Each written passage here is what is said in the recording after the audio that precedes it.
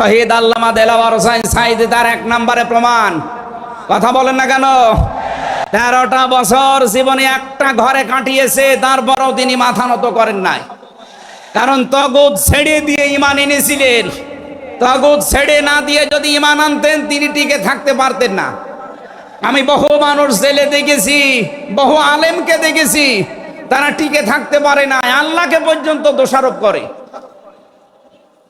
Doctor Shafiqul Islam Masud Delwar Hossain শিবিরের সাবেক সভাপতি, নাম নিয়ে বলছি এই কারণে, এই মানুষগুলো ঈমান এনেছিল তাগুত ছেড়ে দিয়ে। দেলাওয়ার ভাইকে তার গরম করে লজ্জাস্থানে ঢুকিয়েছে, পুরুষাঙ্গ নষ্ট করে দিয়েছে। 57 দিন লোকটা রিমান্ডে ছিল, তারপরও টলাতে পারে না জালেমরা। কিন্তু যারা ঈমান এনেছে তাগুতের সাথে মিল মহব্বত রেখে, আপনি তাকান আগস্টের 5 তারিখের পরে তারা অনেকেই বেঈমান হয়ে গেছে।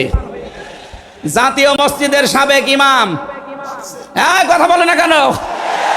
5 তারিখের পরে পালিয়েছে, পৃথিবীর ইতিহাস পাল্টিয়ে দিয়েছে। জাতীয় মসজিদের ইমাম পালিয়ে যায়, এটা একটা লজ্জা না?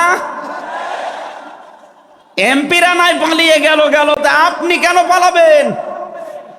কিছুদিন পরে জোর করে এসেছিল ইমামতি আবার করব, জনগণ জুতা দিয়ে পিটিয়েছে। পরের দিন স্ট্যাটাস দিয়েছে, জনগণ জুতা দিয়ে পিটিয়েছে, তাই কি আমার গায়ে লাগেনি। মানুষ কত নিচে নামতে পারে।